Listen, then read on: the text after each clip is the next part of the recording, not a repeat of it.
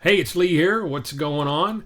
In this video, I want to talk a little bit about creating a voice for your puppet. And I get this statement all the time from people who are just starting out learning ventriloquism. It goes something like this.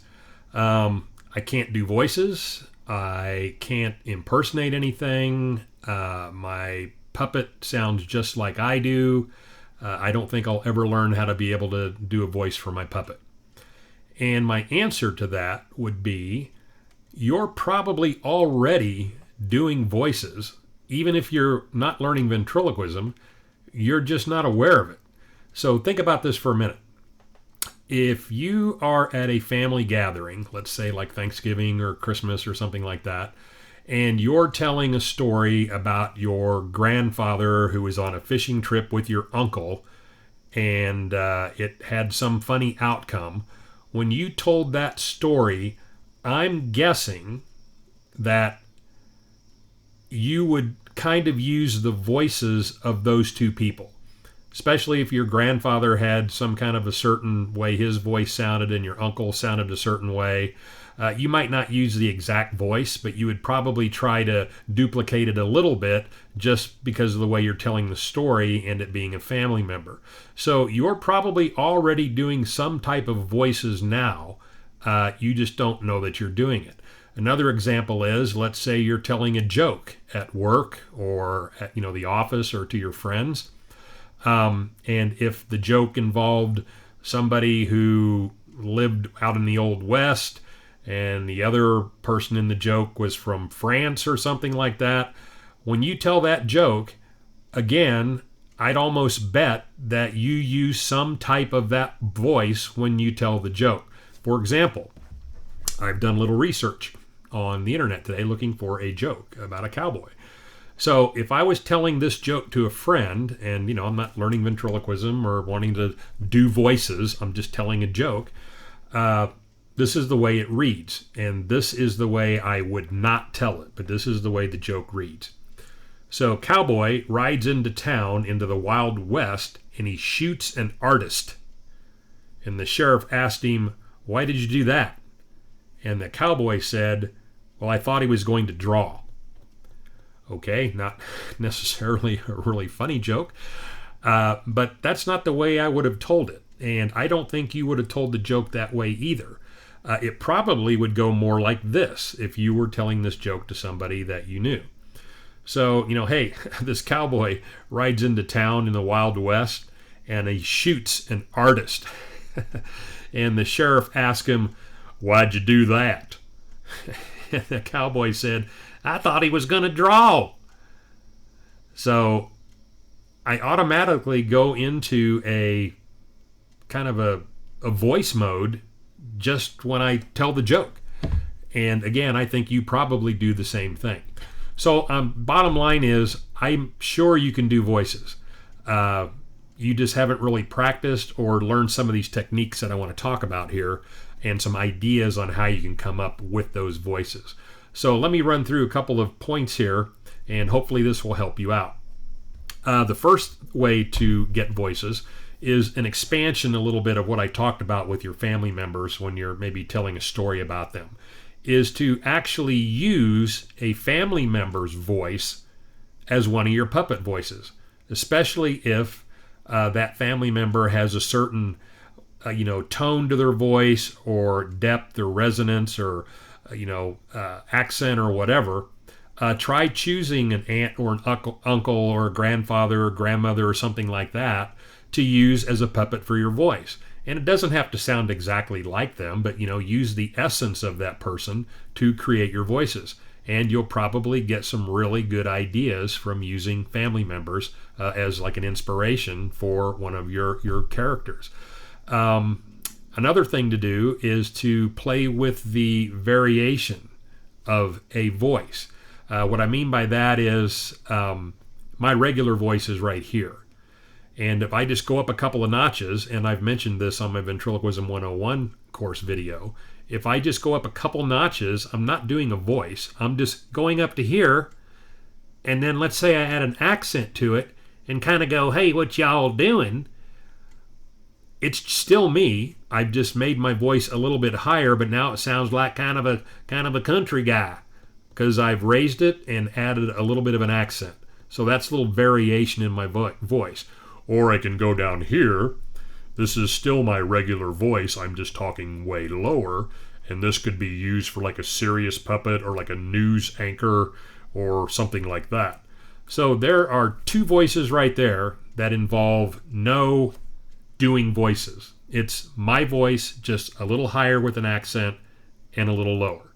So try doing that. Play with variations in your own voice, and you'll come up with some other ideas for your puppets.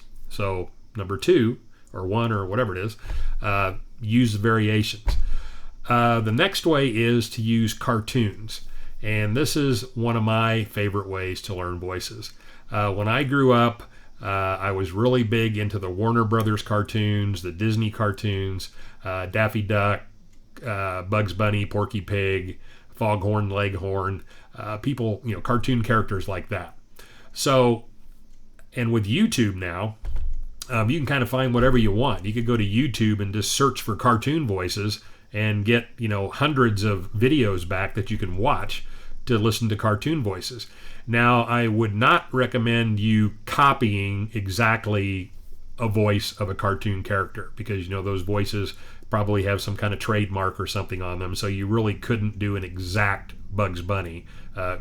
Probably wouldn't get in trouble, but you didn't hear it from me to use voices exactly as they are. The best thing to do is to kind of listen to a voice. If you like the way it sounds, kind of just manipulate it a little bit so it sounds a little bit different, and try using a cartoon type voice for your puppets. And what's really cool about cartoon voices is those voices are kind of purposely skewed so they're kind of out of the normal range of a regular voice like you talk in. So it makes them a little bit easier to get a handle on that style of a voice because they purposely bend it out and make it unique. So it's kind of easy to get that hook when you create a voice like that. So look for cartoons, and I'll put a couple of links below this video here to a couple of videos that I really like that have some great cartoon voices in them. So that's another way to figure out what kind of voice to use. And then the last tip I have here is the mannerisms of your puppet. How does your puppet move? You want the way the puppet moves around to match the voice that you have with the puppet, unless you're purposely trying to do something opposite. And I'll talk more about that in a minute.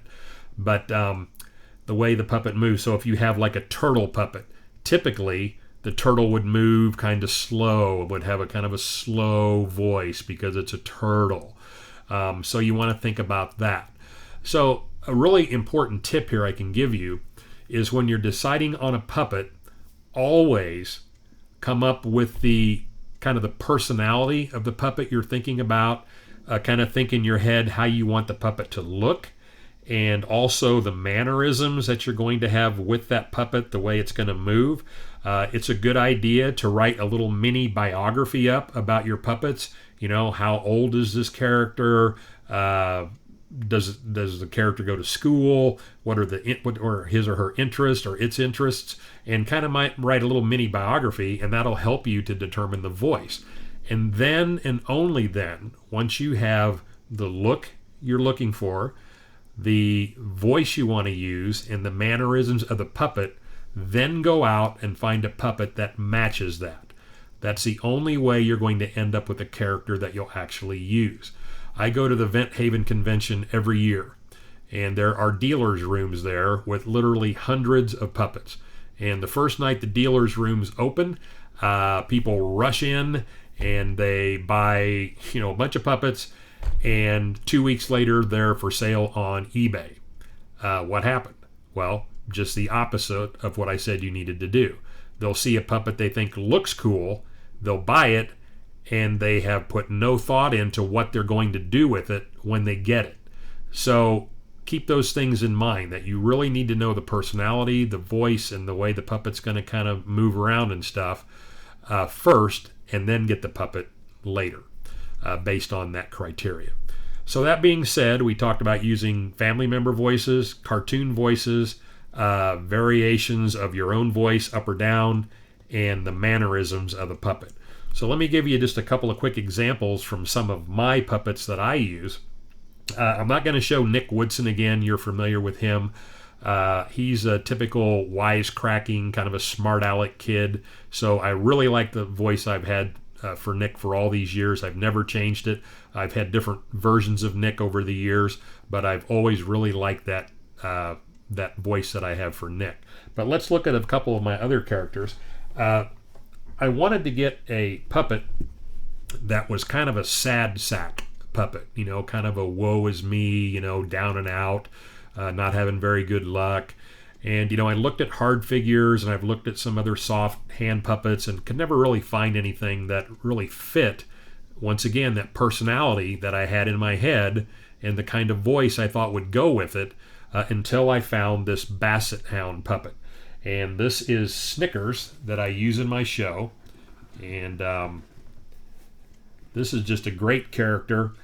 He's got the long, sad, floppy ears, the droopy eyes. He just doesn't look very happy whatsoever. And so I kind of got this little, whiny little, wow, things are just terrible. And I just kind of sound like this. I don't know what I'm going to do, Lee. So he's got that kind of a nasally, whiny, I don't know how else to describe it, voice. And it works great for this character. And that voice is right in my range, no problems. And that brings me to another quick point, which I think I've mentioned before, is you can find a ton of voices that are easy for you to do without straining anything. So there's no reason for you to try to do some kind of voice that hurts your throat or is too high or way too low or you can't understand it, because there are plenty of voices that you can come up with that are comfortable for you to do. And this voice for Snickers is, what are y'all doing? It's very easy to do. So that's Snickers. If you hear any of these voices that I'm doing that you want to kind of take and massage them a little bit so they're a little bit different, you can use these ideas. So I really like the voice that I have for Snickers. It matches the character. So let me move on to the next guy. Arty, who you've seen in my videos. I kind of wanted a goofball puppet that was, not the brightest bulb in the box. So this is Arty, who you've seen in some of my videos. And he just kind of has a, hoop-de-doo, I'm just not very smart. I don't know that I'm not very smart, but I kind of talk like I'm not. So he talks like this. I'm not really I think I'm really smartly. Okay, so he thinks he's smart, but he's really not. So once again, I thought about this voice in my head, before I even bought the puppet. Wanted kind of a goofball, slow-witted, kind of a what? Well, you probably didn't know what slow-witted means, but that's the kind of character that I wanted. And so I knew the look that I was wanting to get before I even got the puppet. So another example of me defining what I wanted ahead of time and then finding something that matched the voice and the way that he acts. So this is Arty, and I've used him for 25 years in my show. Great puppet, always gets a great reaction, and it's a very super easy voice to do. So you ready to go? Oh yeah, I guess so. Do I have a joke for you? I don't know. I don't tell jokes. Well, let me see if I can get in here. Probably not because my screen's locked. So let's just skip that. So anyway, we're live here, folks. Things happen. So let me go ahead and take Arty off here and let me get my phone open because I had a little kind of a joke here for Arty. Oh, okay. So I'm going to go ahead and do this just so you can kind of see how his reaction is. So, I could edit all this stuff out, but, makes it more fun, right? It's real. We're talking one-on-one, right? So this could be Arty, and he could say something like, well, Lee, I got fired from my job today. Oh, you had a job, huh? Yeah, I was working down at the bank. You were working at the bank? Why'd you get fired? Well, this lady came in and she said she wanted to check her balance. She wanted to check her balance, so why did you get fired? I pushed her over. You pushed her over. Okay, great. All right, so you get the idea. So kind of dim-witted, kind of slow. So anyway, great character. Love using Arty in my show. So that's kind of the dim-witted, kind of slow character. I also wanted an old man type character. And I looked at hard figures. There are some really nice hard figure old men type puppets out there. But I'd had an actual old man hard puppet that I did use for a while with some routines, but I wasn't really happy with the way that he looked. And so I kind of had the character once again already built, already had the voice, everything ready to go. And then I came across a soft figure, old man puppet at the convention a few years ago. And so I picked up Doc Wilson, who has become one of my favorite characters with the audiences. So let me bring Doc up here. So this is Doc Wilson. So he's kind of a old man puppet, but I didn't want like a crotchety old man puppet. I wanted a guy who was kind of sincere, but kind of like your grandfather kind of guy. And, you know, he's getting kind of old and kind of forgetful. And so I kind of came up with this, you know, hey, I'm kind of old. You know, once again, super easy voice. I'm just kind of breathing a little bit, kind of, you know, to create that sound. So he's kind of got a, hi Lee, how you doing? So he sounds like an old gentleman. And I've had a lot of fun with Doc Wilson here. But again, and I sound like I'm repeating myself a lot, but I knew exactly what I wanted this puppet to look like because I had the voice figured out before I found the puppet. So anything else you want to say, Doc? Well, I can't really recall. Haven't you been married for a really long time? Oh, yeah. I've been married for 62 years. 62 years. Man, that is a long time. How do you stay together for so long? Well, we still go out to dinner twice a week. Dinner twice a week. Wow. Yeah, she goes on Tuesdays and I go on Thursdays. So there you get the idea of Doc Wilson and kind of the old man voice. Now, that brings me to another point here. You can, at times, if it fits the character that you have in mind, use a voice that is the opposite of what somebody would expect, as long as you can stay in character, like I said. So, like for Doc Wilson here, let's say I bring him out and people are expecting they're going to hear this kind of, hey, how y'all doing? Yeah, sure, you know, old man voice. But let's say I brought him out and I said, well, Doc, why don't you say hi to everybody? How's it going? It's good. So, completely different voice than you would expect. Cat has more of like a radio announcer voice. That's right. I'm a radio announcer. So you could do some kind of a routine that maybe he didn't want to sound like an old man or look old, so he went to like some radio broadcasting school, or he used to be a famous radio broadcaster. And as long as he stays in character for the whole routine, then you can kind of throw people off and get even more laughter out of using a voice that wouldn't typically fit the way somebody thinks the puppet should sound when they first see him come out. So that's an example of kind of doing an opposite voice than what you normally would think. So I've got one more little example here. And this is a little cute little guy, a little puppet that I've had for a really long time. He's really little. I like to take him with me places like when I go to the convention and stuff, because he packs in my suitcase and he's just kind of cute and bouncy and stuff. And I bring him out. And actually in my routine, he's Doc Wilson, the old man puppet. This is his ventriloquist dummy. Part of Doc's story is that when he was younger, he used to be a ventriloquist. And he brings out his little guy Lenny here, and they do a little routine. And the audience is kind of shocked because Doc Wilson says, hey, Lenny, how you doing? And Lenny goes, hey, what's going on? So not expecting that from this little cute puppet. What do you mean? You would expect like a little cute voice. Knock it off. Okay, cool. So I went a different direction with Lenny, like I talked about before, doing the opposite. So he Looks like he'd be cute and have a little bubbly voice, but I kind of wanted to do kind of the gravelly voice. And again, the voice doesn't hurt my throat at all. You don't ever want to do something that hurts your throat, but I'm just kind of making it sound like this, kind of gravelly, and then working that with Lenny here. So that was another case of doing something that the audience would not expect. So those are a few examples, just a quick review. Use family members if you can, their voices. Use cartoon voices. Use variations of your own voice by just going up higher or going down lower. And the mannerisms that you use with your puppet is also related to the type of a voice that you use. So I hope that by watching this video, you realize that, hey, I guess I really can probably figure out how to do some voices. There is a ton of stuff out there that you can use as resources to come up with your own voices, and I think you'll be able to come up with enough voices for as many characters as you want to create. So I'll be making some other videos soon. Hope you enjoyed this and that you got something out of it. Lee Cornell here. We'll talk to you again later. Thanks.